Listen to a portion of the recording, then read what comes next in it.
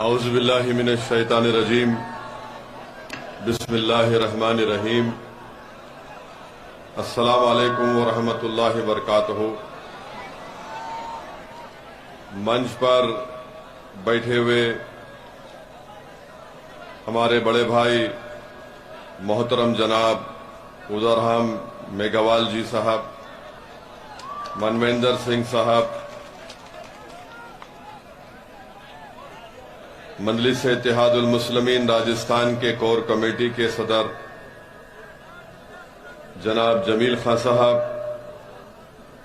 बारमेर के जो हमारे मजलिस के इंचार्ज हैं एडवोकेट जावेद अली खां साहब, कोर कमेटी के दीगर मेंबर्स एडवोकेट काशिफ जुबैरी साहब, इमरान नवाब साहब और हाजी मौलाना ताज मोहम्मद साहब, मौलाना कमाल साहब, फजल खां साहब, अलाउद्दीन चौताला साहब, मौलाना सिकंदर साहब, रफीक हाडा साहब, केडी हाडा साहब और आज के इस जलसे को कामयाब बनाने के लिए जो कोई भी इसमें मेहनत किया, मैं आप तमाम का शुक्रिया अदा करता हूं और ख़ास तौर से अवाम का जो आज इतनी तकालीफ उठाकर आपने दूर दूर का सफ़र करके आज के इस जलसे में जनसभा में आपने शिरकत की, मैं आप तमाम का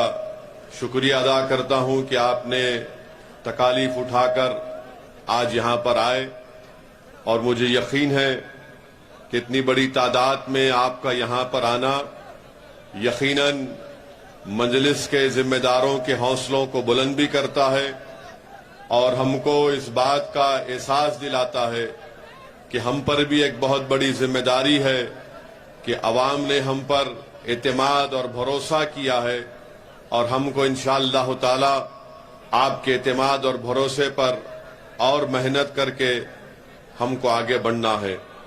मैं आपका शुक्रिया अदा करता हूं कि आप लोग यहां पर आए और आपका यहां पर आने का मकसद एक ही है कि आप जानते हैं कि मजलिस के प्लेटफॉर्म से ही ओवैसी और जमील और जावेद की जबान से ही आप सच्चाई को सुनते हैं। आप कमजोरों की हक की बात को सुनने के लिए आए हैं। आप मजलूमों के इंसाफ के लिए आप यहां पर आए हैं। आप जालिम हुक्मरानों को एक पैगाम देने के लिए आप यहां पर आए हैं। मैं आपका शुक्रिया अदा करता हूं क्योंकि मजलिस के प्लेटफॉर्म से हमने हमेशा से पिछले 65 साल से कमजोरों की लड़ाई लड़ी है और जब मजलिस कमजोरों की लड़ाई लड़ती है तो मजलिस ये नहीं देखती कि कमजोर का ताल्लुक किस बरादरी से है, किस समुदाय से है, किस मजहब से है। मजलिस का मानना यह है कि जो कमजोर है वो असदुद्दीन ओवैसी की आंख में मजबूत है। मजलिस का मानना यह है कि हुक्मरान चाहे कोई भी हो, चाहे दिल्ली का प्रधानमंत्री हो या राजस्थान का मुख्यमंत्री हो, अगर वो जनता के लिए काम नहीं करेगा, इंसाफ नहीं करेगा तो यकीनन मजलिस इनके खिलाफ खड़े होती आई है और मजलिस खड़ी होती रहेगी। मेरे अजीज दोस्तों और बुजुर्गों, मजलिस का प्लेटफॉर्म सच्चाई और हक की आवाज बुलंद करने का प्लेटफॉर्म है। मजलिस का प्लेटफॉर्म किसी की चापलूसी करना या फिर किसी हुक्मरान के आगे घुटने टेक देना या फिर उनकी खुशामद करना, यह मजलिस का प्लेटफॉर्म नहीं बना है, ना कभी बनेगा इंशाअल्लाह ताला। मेरे अजीज दोस्तों और बुजुर्गों, आप जानते हैं कि अभी आप और हमने हमारे भाई उदरहम मेघवाल साहब से सुना कि कैसे आज राजस्थान में और पूरे देश में दलित समाज को परेशान किया जा रहा है।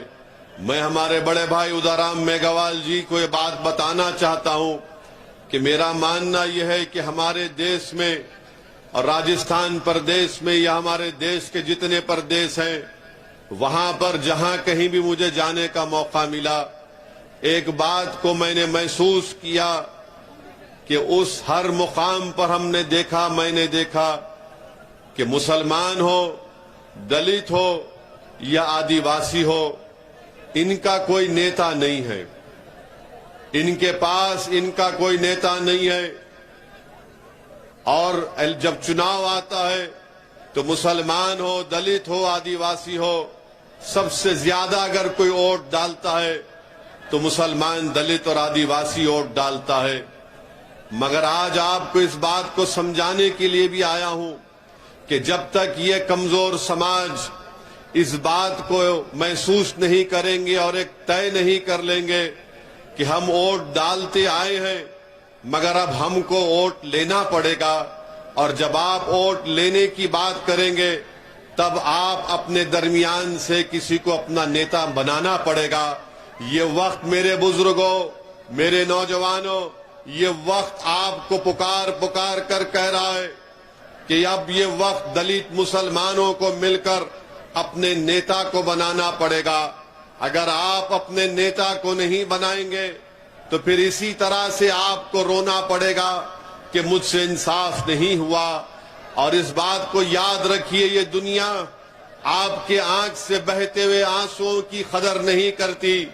ये दुनिया और इस दुनिया पर हुक्म सादिर करने वाले हुक्मरान उसी वक्त लोगों अवाम से डरते हैं जब अवाम उनकी आंख में आंख डालकर उनसे कहेगी कि अगर तुम हमारा हक नहीं दोगे तो हम तुमको सत्ता से हटा देंगे, तुमको कुर्सियों पर बैठने नहीं देंगे जब तक कि तुम हमारी मसाइल को, हमारे काम को नहीं करोगे। तो इसीलिए मेरे अजीज दोस्तों, यही पैगाम हमारा है कि अब हम बहुत रो लिए। 50-60 साल आपने कांग्रेस को कभी वोट दिया तो कभी भाजपा को दिया, आपने बीजेपी को दिया, फिर आपकी आंख में आंसू जारी रहते हैं, आपको तकलीफ होती रहती है। बताइए मेरे अजीज दोस्तों, आप सिर्फ चुनाव में वोट डालेंगे और फिर 5 साल तक हम रोते रहेंगे क्या? मैं आपसे ये बताने आया हूं कि जिन पार्टी के लीडर्स ने, जिन पार्टियों ने हमको रुलाया है, आज असदुद्दीन ओवैसी आपसे कह रहा है कि आप मुत्तहिद हो जाओ, अपने नेता को बनाओ, एक हो जाओ, तो आप देखेंगे कि जिन्होंने हमारे ख्वाबों को चुकनाचूर किया, जिन्होंने सत्ता में बैठकर हम पर जुल्म बरसाया, जिन्होंने सत्ता में बैठकर हमारे खून की होली खेली, जिन्होंने दलितों को, मुसलमानों को और कमजोरों को, चाहे वो कमजोर हमारा हिंदू भाई क्यों ना हो, उनका हक नहीं दिया, तो याद रखिए जब तक कमजोर से इंसाफ नहीं होगा उस वक्त तक अमन कायम नहीं हो सकता। जब तक कमजोरों को उनका हक नहीं मिलेगा उस वक्त तक कोई सत्ता में खामोशी से नहीं बैठ सकेगा। आज वक्त है मेरे अजीज दोस्तों और बुजुर्गों कि हमको एक होकर मजलिस को मजबूत करिए। हमारे भाई उदाराम मेघवाल ने अपने भाषण में जितेंद्र मेघवाल का जिक्र किया कि सिर्फ मूछ रखने पर और किसी एक मटके से पानी पीने पर उसकी हत्या कर दी गई। अरे ये आजादी का अमृत उत्सव हम मना रहे हैं। भारत को आजाद होकर 75 साल हो चुके हैं और जिस भारत को संविधान जिसने बनाया अपने खून पसीना देकर, जिसमें रातों में जाग जाग कर जिसने संविधान का एक एक लफ्ज लिखकर उसको संविधान बनाया, आज उसी संविधान बनाने वाले बाबा साहेब अम्बेडकर के, उन्हीं के मानने वालों को आप पानी के मटके को हाथ लगाने पर उनकी जान ले ली जाती है राजस्थान में। बताओ ये कौन सा आजादी का अमृत उत्सव हम मना रहे हैं? अरे बाबा साहेब अम्बेडकर का नाम लेते हुए थकते नहीं कांग्रेस और बीजेपी वाले, मगर ये जितेंद्र मेघवाल को जब मार मार कर उसकी जान ले ली गई तो कहां गई तुम्हारी जबानें, कहां गई तुम्हारे वो मोहब्बत के अल्फाज संविधान बनाने वाले के लिए?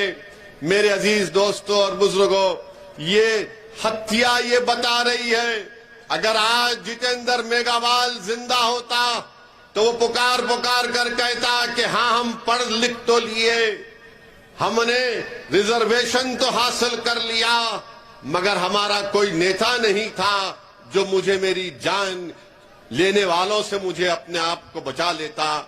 इसीलिए मैं आपसे अपील कर रहा हूं कि आप अपने नेता को बनाइए। हम हमारे भाई उदाराम मेघवाल साहब से भी अपील करेंगे कि आप भी हमारा साथ दीजिए। आप जहां पर खड़े होंगे हम आपके साथ खड़े होने को तैयार हैं।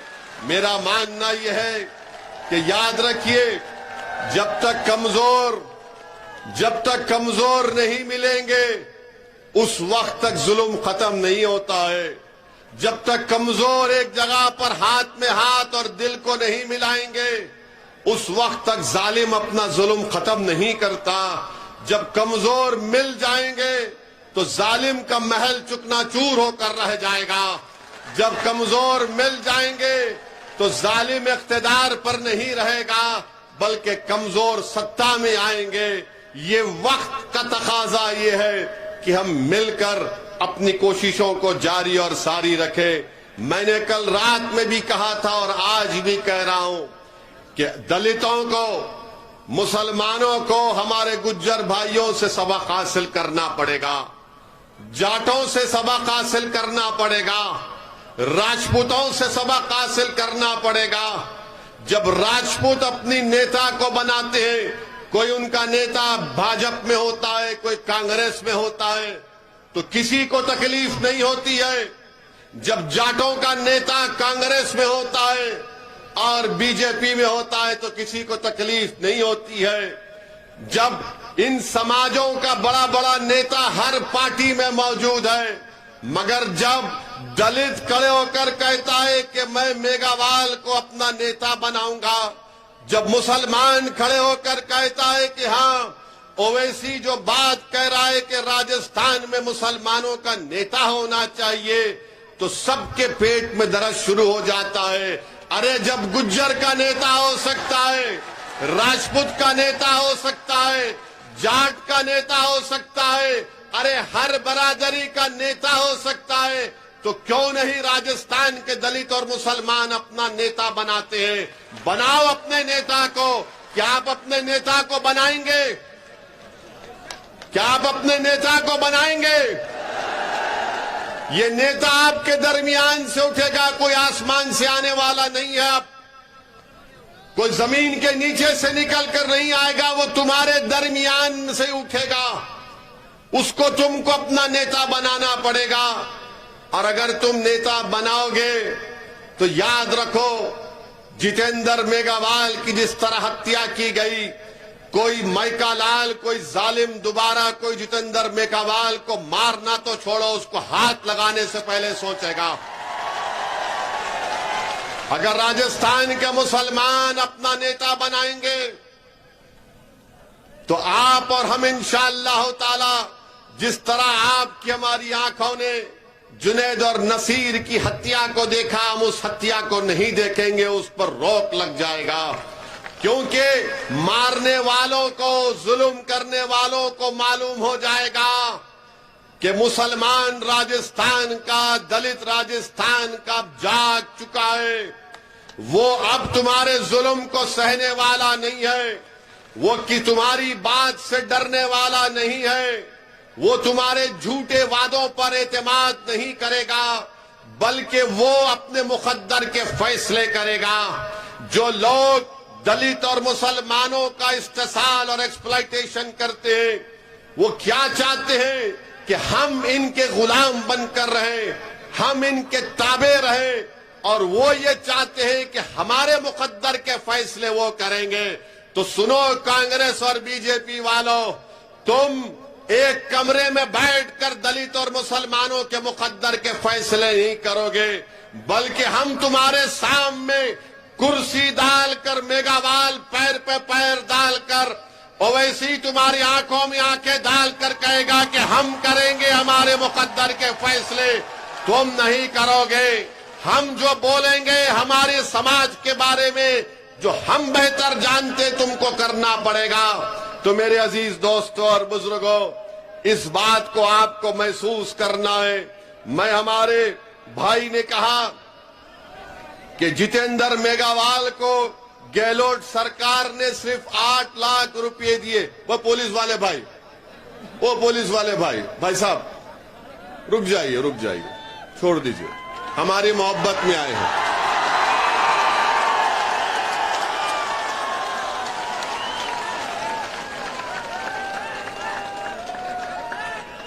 आप आराम से बैठिए। मोदी जी की रैली में, अशोक गहलोत की रैली में इतना करीब तो आ भी नहीं सकता।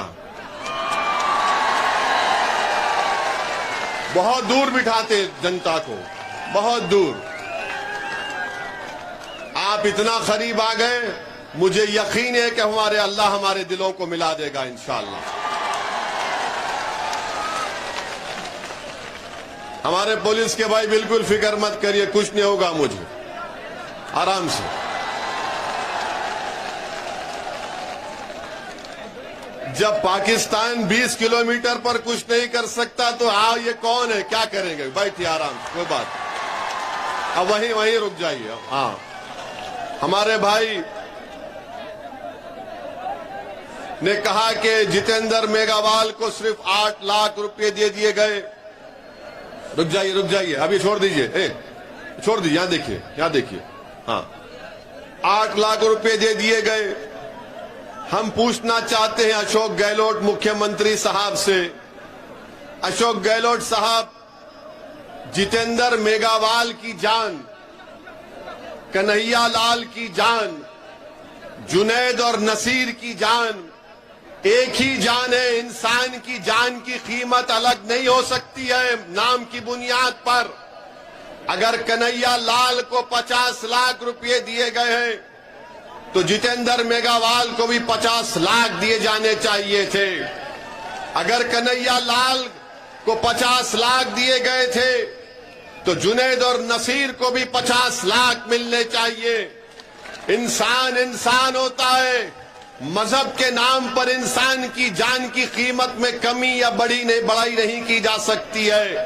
मैं राजस्थान के मुख्यमंत्री अशोक गहलोत साहब से कहता हूं कि यकीनन जिन्होंने कन्हैया लाल को मारा वो आतंकवादी थे, जिन्होंने जितेंद्र मेघवाल को मारा वो भी आतंकवादी है, जिन्होंने जुनैद और नसीर को मारा वो भी आतंकवादी है। ये सब मारने वाले आतंकवादी हैं। इन आतंकवादियों को निकाल कर उखाड़ कर फेंकना हमारी जिम्मेदारी है।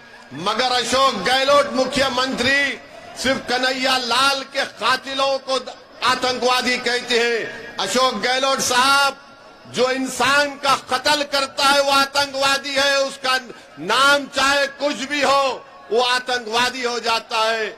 मगर राजस्थान के मुख्यमंत्री, आप देखिए कि जुनैद और नसीर को आप क्या देते हैं, 15 लाख देते हैं 3 स्कीम के तहत, और गवर्नमेंट की नौकरी नहीं दी जाती उनके पीड़ित परिवार को।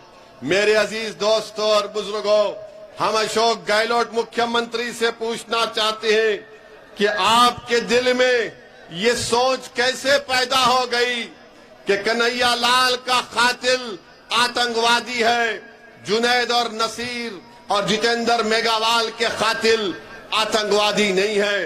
अशोक गहलोत, अपनी सोच को बदलो। तुम पूरे प्रदेश के मुख्यमंत्री हो, तुम्हारी नजर में सब बराबर होने चाहिए।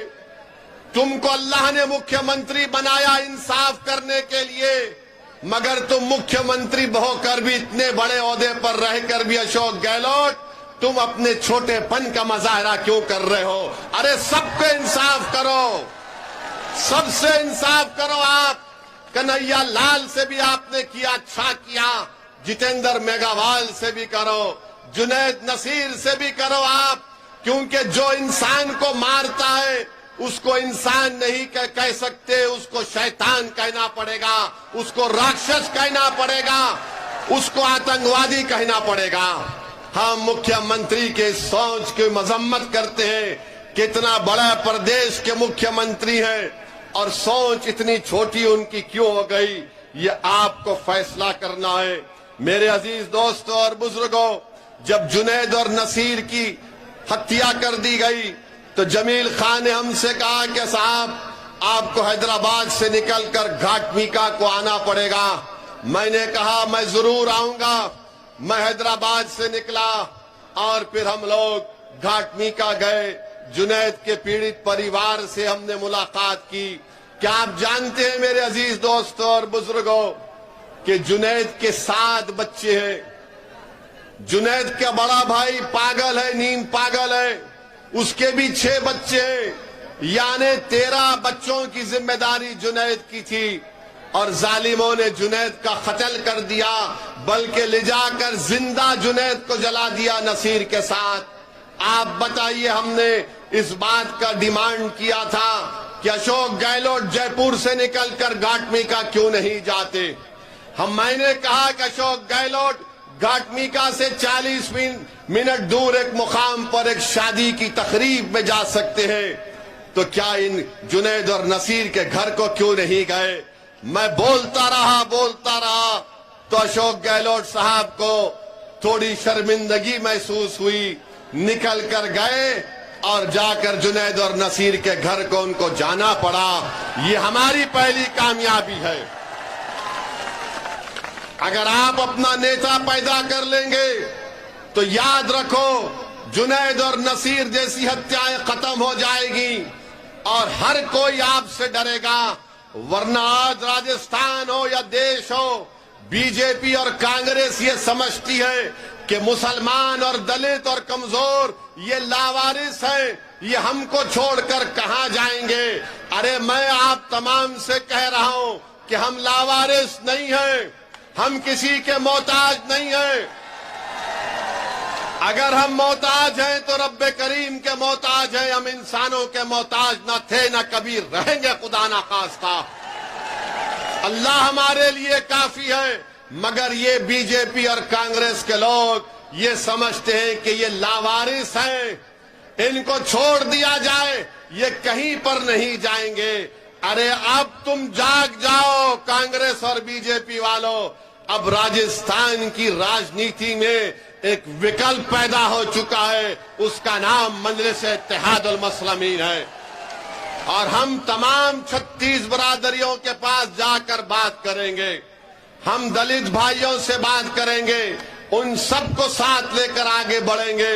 ये कांग्रेस और बीजेपी मैच फिक्सिंग करती है कि 5 साल अशोक गहलोत और 5 साल महारानी बैठेंगे। अब ये नहीं चलने वाला है,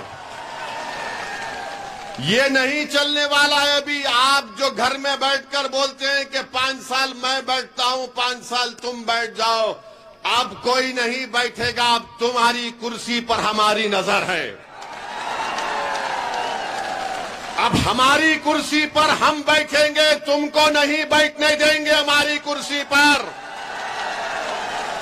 तुमने 60 साल हमारी कुर्सी पर बैठकर हम पर जुल्म किया, तुमने इंसाफ नहीं किया। अब तुम्हारी कुर्सी पर हमारी नजर है और हम अपनी कुर्सी को हासिल करेंगे इंशाअल्लाह ताला। हम अपनी आवाज को राजस्थान की विधानसभा में भी जाएंगे। अगर हमारा ये भाई मेघावाल जीत जाता तो राजस्थान की असेंबली में तूफान मच जाता। मगर क्यों जीतने नहीं दिया? क्योंकि जानते हैं कि गुलामी नहीं करेगा, ये सच्चाई को बयान करेगा, इसलिए रोकते हैं। और हमारे खिलाफ, ओवैसी के खिलाफ, मजलिस के खिलाफ क्यों है? क्योंकि जानते हैं कि ये सरफिरा है, किसी के बाप को सुनने वाला नहीं है। ये वो जानते हैं कि मैं ताकत के आगे झुकने वाला नहीं हूं, मैं दौलत के आगे बिकने वाला नहीं हूं। मैं अपने जमीर को, अपने ईमान को बेचने के लिए तैयार न था, न कभी रहूंगा इंशाअल्लाह ताला। मेरे मुकद्दर में अगर सियासी कामयाबी अल्लाह लिखेगा तो जरूर मुझे मिलेगी, अगर नहीं लिखेगा तब भी मैं अपने ईमान का सौदा करने को तैयार नहीं हूं। आप मेरा साथ दे या ना दे, मगर मैं तुमको चाहने वाला हूं। मैं तुम्हारा दीवाना हूं, मैं तुम पर मर मिटने वाला हूं। मैं यहां पर इसलिए नहीं आया हूं कि तुम मुझे कामयाब कर दो या मेरी पार्टी को कामयाब कर दो। मैं तुमको इस बात का यकीन दिलाने आया हूं कि तुम अगर मेरी तरफ एक नजर भी नहीं देखोगे, मगर मैं तुम्हारे लिए लड़ता रहूंगा और तुम्हारे लिए मर जाऊंगा, मिट जाऊंगा। मेरे अजीज दोस्तों और बुजुर्गों, मेरे इस अल्फाज को याद रखो, मेरे इस अल्फाज को याद रखो। मैं जज्बात में लाने के लिए नहीं कह रहा हूं। मैं ये तय कर चुका हूं कि अल्लाह ने मुझे जब यहां तक लेकर आया है तो मेरा काम यह है कि मैं मजलूमों की आवाज बनूं, उनकी तकालीफ को उठाऊं, आपके दिलों से डर को निकालो, डर को निकालो अपने दिलों से। मेरे मुसलमान भाइयों, मेरे दलित भाइयों और बहनों, अपने दिलों से डर को निकालो। तुम क्यों डरते अशोक गहलोत से? तुम क्यों डरते नरेंद्र मोदी से? डर को निकालो। एक बार तुम डर और खौफ को निकालकर बाजू फेंक दो, देखो तुम्हारे सामने कामयाबियां तुम्हारे कदम को चूमेगी। मगर हमारा मामला यह है मुसलमानों का कि जैसा चुनाव करीब आएगा तो हमारे दरमियान में आकर कोई बोलेगा, अरे कैसा होगा यार, हम कैसे जीतेंगे, हम कितना जीत पाएंगे। अरे क्या तुम भूल गए बदर के मैदान को? क्या तुम भूल गए बदर के मैदान को? अगर तादाद कामयाब करती तो फिर बदर में कामयाबी नहीं मिलती। कामयाबी मिलेगी कब मिलेगी? जब अपने दिलों से डर को निकालोगे और रब्बे करीम पर पूरा तवक्कल करोगे तो कामयाबी तुम्हारे पास दौड़ कर आएगी। अगर तुम समझोगे कि नहीं मेरे पास ये नहीं है वो नहीं है, याद रखो मेरी इस बात को, अक्लमंद को मंजिल नहीं मिलती, दीवाने को मंजिल मिल जाती है। तो दीवानगी पैदा करो। अकल से पूछेगी तो अकल बोलेगी किससे मुकाबला करेगा, मोदी से, गहलोत से। जब दिल से पूछोगे तो दिल बोलेगा प्यारे, जब प्यार किया तो डरना क्या, कूचा आग में। मैं तुमसे ये नहीं कह रहा हूं कि राजस्थान के सहरा में तुम बारिश बरसा दो। मैं तुमसे ये बात नहीं कह रहा हूं कि राजस्थान के सहरा में तुम गुलाब को उगा दो। मैं तुमसे ये नहीं कह रहा हूं कि कल सूरज को निकलने मत दो। मैं तुमको सिर्फ यही पैगाम देने आया हूं कि खुदा के लिए अपने दिलों से इन लोगों का डर निकालो, डर निकालो, डर निकालो। तुम जब डर निकाल दोगे तो नतीजे की फिक्र करना छोड़ो, अल्लाह का काम है। आज तुम कोशिश करो, कल हमको कामयाबी इंशाअल्लाह ताला हमको मिलेगी। मेरे इज्जतदार दोस्तों, बुजुर्गों, आपको यह भी बताने आया हूं कि हमको बताया गया, अभी आपके बुजुर्गों ने बताया कि प्रोहिबिटेड एरिया है जहां पर आपको जाने नहीं दिया जाता है, 6 पुलिस स्टेशन का। तो इंशाअल्लाह ताला मैं एक मालूमात हासिल करके वो कोशिश करूंगा कि उसमें आपको परमिशन मिल सके। उसका तरीकेकार क्या है मैं मालूम करके उस पर काम करूंगा। मैं आपसे वादा करता हूं इंशाअल्लाह ताला इस बात पर। दूसरा हमसे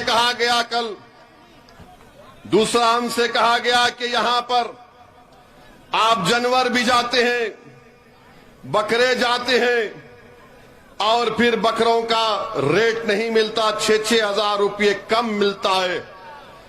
तो हम पूछना चाहते हैं अशोक गहलोत की सरकार से कि अशोक गहलोत की सरकार ने एक स्कीम निकाली थी, उस स्कीम का नाम था गौ सेवा सेस, यानी टैक्स, एक नया टैक्स उन्होंने गौ सेवा के नाम पे शुरू किया। 2019 और 22 में अशोक गहलोत सरकार को 3 साल में 2170 करोड़ रुपए मिले इस टैक्स में। 2170 करोड़ रुपए मिले। अब हम मुख्यमंत्री से पूछना चाह रहे हैं वो पैसा कहां है मुख्यमंत्री जी? पशुपालन सिर्फ गाय का नहीं होता, पशुपालन बकरे का भी होता है। बताओ फिर वो 2170 करोड़ रुपया आपने क्यों इस्तेमाल नहीं किए? क्या इनके पास जो एक मुसलमान एमएलए जीत कर आए हैं वो मुंह नहीं खोलते? और अगर कोई उनके पास यहां के मौजूदा विधायक के पास अगर कोई जाता है काम करने के लिए तो वो पूछते हैं कि जरा अभी हमारे भाई ने बताया उदाराम जी ने, जरा लिस्ट तो लेकर आए कि तुम्हारे गांव से मुझे वोट नहीं मिला। क्या नाम है एमएलए साहब का? अमीन खान साहब। आप उम्र में मुझसे बहुत बड़े हैं, मगर मैं भी एक राजनीति के घराने से आता हूं। मैं भी 28 साल से राजनीति में हूं। 2 मर्तबा का विधायक रहा हूं और 4 मर्तबा का सांसद पे कामयाबी अल्लाह ने मुझे अता की। हैदराबाद की आवाम का शुक्रिया। अमीन खान साहब जरा मेरी बात को सुनो। अगर आपके यहां पर लोग हैं, मुझे यकीन है कि आप बिजाए होंगे कि देखो ये भड़काऊ भाषण क्या देता है। अब आपको हम भड़काऊ भाषण दे रहे हैं अमीन खान साहब। मैं भी इलेक्शन जीतता हूं। हैदराबाद में हमारे दफ्तर का नाम दारुस्सलाम है। खुला दफ्तर है, कोई दरवाजे नहीं है, कोई भी आकर मुझसे मिल सकता है। कोई सिक्योरिटी नहीं, कोई रोक टोक नहीं। इलेक्शन जैसा खत्म हो जाता, मेरे पास बीजेपी के, कांग्रेस के वो तमाम लोग आते जो मेरे मुखालिफ में इलेक्शन में काम किए थे, और मैं अपनी जबान से कभी उनको ऐसा भी नहीं कहता हूं कि क्यों आए यहां पर, बल्कि इज्जत देकर उनको बिठाता हूं और पूछता हूं बोलो क्या काम है तुम्हारा। उनका काम करा कि हम भी जाते, काम हो ना हो मगर उनको इज्जत से पेश आते। जब कोई हमारे ऑफिस पर आ जाता है तो हमारी जिम्मेदारी है कि उसका मान सम्मान रखें। और बहादुर इंसान तो वो है कि चुनाव के बाद वो सबको साथ लेकर चले। वही तो इंसान और नेता बन सकता है। मगर ये किताब इतने बड़े पुराने आदमी हैं और कोई आपके घर को आया तो आप पूछते हैं कि तुमने वोट नहीं दिया। अरे बीजेपी के लोग मेरे पास आकर अपना काम करा कर जाते, मैं कभी उनसे नहीं पूछता हूं कि काम तुमने वोट दिया नहीं दिया। और वो मैं अपना काम कराकर मुझसे कहते हो इसी साहब काम तो हो गया मगर चुनाव में मुकाबला करेंगे। मैंने कहा कि प्यारे तुझे मैं शर्मिंदा होने नहीं दूंगा, फिर हराऊंगा मैदान में। ये दम होना चाहिए, ये इत्मीनान होना चाहिए। अमीन खान साहब, अब हम आपसे कह रहे हैं कि इंशाअल्लाह ताला आप दोबारा इस विधानसभा से विधायक नहीं बनेंगे इंशाअल्लाह ताला। सुना है कि आप अपने बेटे को तैयार कर रहे हैं। अमीन खान साहब, हम भी अपने बेटों को तैयार कर रहे हैं। इन दोनों के दरमियान से हम भी तैयार कर रहे हैं और ये बेटे तुम्हारे बेटे पर बहुत भारी पड़ेंगे और वही कामयाब होगा इंशाअल्लाह। ये राजा रजवाड़े खत्म हो गए कि बाप के बाद बेटा। अरे जो काबिल होगा, जिसके दिल में अल्लाह का खौफ होगा, जो गरीब और मजलूमों के लिए मर मिटने का जज्बा होगा, जो जालिमों से पंजा आजमाई करेगा, वही गरीबों का नेता बनेगा। वो वक्त जा चुका कि महल में पैदा होने वाला राजा बनेगा। अब ये वक्त झोपड़ी में पैदा होने वाला उदाराम मेघावाल विधायक बनेगा इंशाअल्लाह ताला। मेरे अजीज दोस्तों और बुजुर्गों, हम ये पैगाम इनको दिए हैं। इनका काम यह है कि काम करिए, मगर अब क्या काम करेंगे? अब तो 6 महीने बाकी हैं चुनाव के लिए। जब काम करने का टाइम था तो काम नहीं किए। अब चुनाव आ रहा है तो आज की सभा के बाद, आज के हमारे भाषण के बाद वो गेट पर खड़ कर तुमका इस्तकबाल करेंगे। आजा आजा आजा आजा। अब देखना, आप देखना, हमको फोटो भिजाना। अमीन खां अपने घर के दरवाजे गेट पर खड़ा है, ए आना आना। तो आप उनसे कहना, अमीन खान आप चलो ओवैसी की तरफ आओ, अब आओ, हम साथ जा रहे हैं उनके साथ। यही आपके वोट की ताकत है। यही बात जो हमारे भाई ने कहा कि विकल्प जरूरी है, एक सियासी विकल्प जरूरी है। जब सियासी विकल्प पैदा होगा तो आपकी वोट की, आपके मसाइल की तकालीफ दूर होंगी। मेरे अजीज दोस्तों और बुजुर्गों, एक और बात आपको कहना चाहूंगा अपनी बात को खत्म करने से पहले, कि हमारे देश के प्रधानमंत्री नरेंद्र मोदी जब से बने हैं, पिछले 9 साल में सबसे ज्यादा आतंक, ये जो लोग गांव रक्षक के नाम पर आतंक फैलाते हैं, अरे गाय से हमारे हिंदू भाइयों को अकीदत है, हम मानते हैं, मगर ये कौन लोग हैं जो गाय का नाम लेकर पीलू खान को मार दिए, रघुवर को मार दिए, अखलाक को मार दिए, हाफिज जुनैद को मार दिए, जुनैद और नसीर को मार दिए, दलितों को पीटते हैं, मारते हैं। जब से देश के प्रधानमंत्री श्री नरेंद्र मोदी बने हैं, ये गौ रक्षक के नाम पर ये लोग एक धंधा और कारोबार कर रहे हैं। ये मैं नहीं कह रहा हूं, बल्कि एक बहुत मशहूर हिंदी का चैनल है आज तक। आज तक ने ये गौ रक्षक के लोगों को एक कैमरा लगाकर इनका रिकॉर्डिंग किया, हरियाणा की पुलिस के साथ इंटरव्यू किया। वो खुलकर कह रहे हैं उसमें कि हम पैसे लेते हैं जानवर की गाड़ी पर, हम पीटते हैं इन लोगों को। और पुलिस कह रही है उस वीडियो में कि हम आंख बंद कर लेते हैं, हम कुछ नहीं करते। आप बताइए, फिर ये आतंक नहीं है तो क्या है? इनको रोक टोक लगाने की जरूरत है। आप भारत के प्रधानमंत्री इनके बारे में कुछ बोलते नहीं हैं। एक हरियाणा में एक बहुत बड़ा ये गौ रक्षकों का एक ग्रुप बन चुका है, उसका एक बहुत बड़ा लीडर बन चुका है, वो उसके हाथ में हथियार है, लाइसेंस वेपन है। तो मोदी जी उससे कहते हैं कि तू मोनू डार्लिंग है मेरे लिए। इनके लिए मोनू डार्लिंग, और मोदी जी हम आपके डार्लिंग नहीं है क्या? जिसके हाथ में हथियार वो आपका डार्लिंग, जो गरीबों को पीटता है वो डार्लिंग, जो जुनैद और नसीर को मारता वो डार्लिंग। और हम क्या है मोदी जी बताइए? आपकी हरियाणा में आपकी सरकार और आपकी सरकार की तरफ से जुल्म और ज्यादती की जाती है।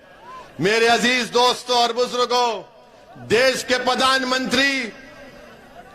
प्रधानमंत्री आजकल G20 की बात कर रहे हैं कि भारत विश्व गुरु बनेगा। प्रधानमंत्री जुनैद और नसीर को, जितेंद्र मेघवाल को मारा और पीटा जा रहा है। कौन से विश्व गुरु की आप बात कर रहे हैं? कौन से विश्व गुरु की आप बात कर रहे हैं? G20 आप करिए, मुबारक हो आपको, हम भी चाहते अच्छा हो जाए, मगर देश की भी फिक्र करो मोदी जी। क्रिकेट स्टेडियम में मोदी ही चले गए। स्टेडियम उनके नाम से है, स्टेडियम उनके नाम से है, और मोदी जी जाकर लोगों को, क्या बात है यार, क्या बात है। आप देश के प्रधानमंत्री बोल रहे हैं कि पसमानदा मुसलमानों पे काम करो। देश के प्रधानमंत्री, फिर आपने मिरासियों को रिजर्वेशन क्यों नहीं देते? मेवातियों को रिजर्वेशन क्यों नहीं देते? ये हमारे भाई जो आज इस सरजमीन पर बसते हैं, उनको रिजर्वेशन क्यों नहीं देते? सिंधी जबान बोलने वालों से इंसाफ क्यों नहीं करते? राजस्थान की सरकार ने तो रीट के एग्जाम में खाली 9 नौकरी दी है सिंधी जबान के लिए। अरे सिंधी जबान से नफरत क्यों है गहलोत जी, मोदी जी आपको? अरे नौकरी बढ़ाओ सिंधी जबान बोलने वालों को। अरे ये जबान बोलते सिंधी, मगर इनके दिल में धड़कता हुआ दिल है भारत के लिए, हमेशा रहेगा इंशाअल्लाह ताला। तो मेरे अजीज दोस्तों और बुजुर्गों, मैं आखिर में आपसे अपील कर रहा हूं कि बीजेपी इस देश को हमेशा के लिए, बीजेपी इस देश में अंबेडकर के बना हुए संविधान को खत्म करना चाहती है। बीजेपी नरेंद्र मोदी अंबेडकर के बना हुए संविधान को कमजोर करके रखना चाहती है। आरएसएस तो शुरू से अंबेडकर के संविधान को नहीं मानती थी। इनके ऑर्गेनाइजर किताब निकाल कर अब मैं देख लो आप मैगजीन में क्या कहा था। गोलवालकर ने क्या कहा था कि अंबेडकर का संविधान नहीं, मनुस्मृति को मानने वाले हैं। इनको उस जमाने से भारत के संविधान से नफरत थी और रहे। तो मैं आपसे अपील कर रहा हूं कि हां, ये भी बात कि गगरिया में भारत माला प्रोजेक्ट में लोगों के घर चले गए और अभी तक केंद्र सरकार और प्रदेश की सरकार ने उनको पैसे नहीं दिए। हम डिमांड करते हैं कि भारत माला प्रोजेक्ट में जिनके घर और जायदादें गई हैं, उनको पूरा का पूरा उनका कंपनसेशन मिलना चाहिए। सिंधी जबान से इंसाफ होना चाहिए। और मैं आखिर में आपको एक बात बता रहा हूं, एक मिनट रुक जाइए भाई, आओ रुको, अभी आखिरी ओवर है, बैठो, मैच खत्म नहीं हुआ। आप हमारी बात को लिख कर रख लीजिए। मैंने उत्तर प्रदेश के चुनाव में भी कहा था, मगर उत्तर प्रदेश के दलित और मुसलमान ने ओवैसी की बात का यकीन नहीं किया। मैंने कहा था कि समाजवादी बीजेपी को नहीं हरा पाएगी, मगर मुसलमानों ने तय किया कि नहीं हम वोट देंगे। मैं ये कह रहा था कि अब मजलिस को कामयाब करो, अपने 4-5 विधायक को कामयाब करो जो जाकर लड़ेंगे आपके लिए। वक्त ने बता दिया कि मैंने सच बोला था। गुजरात में मैंने कहा था कि बीजेपी को ये कांग्रेस नहीं रोक पाएगी, आप मजलिस के विधायक को कामयाब करो। तो गुजरात के मुसलमानों ने मुझसे आकर कहा कि ओवैसी साहब, किसी ने बेटा कहा, किसी ने भाई कहा, मैं उनकी इज्जत को सलाम करता हूं कि नहीं हमको बीजेपी को हराना है। याद रखो, कांग्रेस में ताकत नहीं रही बीजेपी को हराने की। कांग्रेस में ताकत नहीं रही बीजेपी को हराने की। मैं सच कह रहा हूं, कहीं तुम भी गुजरात और उत्तर प्रदेश के मेरे उस पैगाम को अगर ठुकराओगे, ये तुम्हारा आपका इख्तियार है। कहीं नुकसान आपका और हमारा ना हो जाए। हमको अपनी आवाज को विधानसभा में पहुंचाना है। जब आपके वोटों से आपका लीडर बनकर विधानसभा में जाएगा तो वो लड़ेगा आपके लिए। अगर आप ये समझेंगे कि नहीं हम 60 साल से कांग्रेस का साथ दे रहे हैं, मत की इस पुरानी आदत को तोड़ना पड़ेगा आपको। इस पुरानी आदत को छोड़ना पड़ेगा आपको। अब एक नई आदत को पैदा करना पड़ेगा, क्योंकि आप और हमारा काम यह कि अपने नेता को पैदा करें, अपने लीडर को पैदा करें। अगर आप उत्तर प्रदेश और गुजरात की तरह तजुर्बा करेंगे तो खुदा ना खास्ता नुकसान हमारा ना हो जाए। इसीलिए जुनैद और नसीर और जितेंद्र मेघवाल की रूह तुमको पुकार कर कह रही है कि अब 60 साल की गुलामी को छोड़ो, अब आजादी को इख्तियार करो और अपने लीडर को पैदा करो, अपने नेता को कामयाब करो और डालकर। तो मेरी इज्जतदार, मेरे अजीज दोस्तों, बुजुर्गों, आप तमाम का बेहद शुक्रिया कि आप यहां पर आए। और इंशाअल्लाह ताला मैं आता था और आता रहूंगा इंशाअल्लाह ताला आपके लिए। अल्लाह ने मुझे एक जिम्मेदारी, एक वक्त पर अल्लाह ने मुझे रखा है। मैं अपनी जिम्मेदारी को निभाने की कोशिश कर रहा हूं। आप हमारा साथ दीजिए, अपने दिलों से डर को निकालिए और मजलिस के संगठन को मजबूत करिए, मजलिस के मेंबर बनिए। अस्सलाम वालेकुम व रहमतुल्लाह।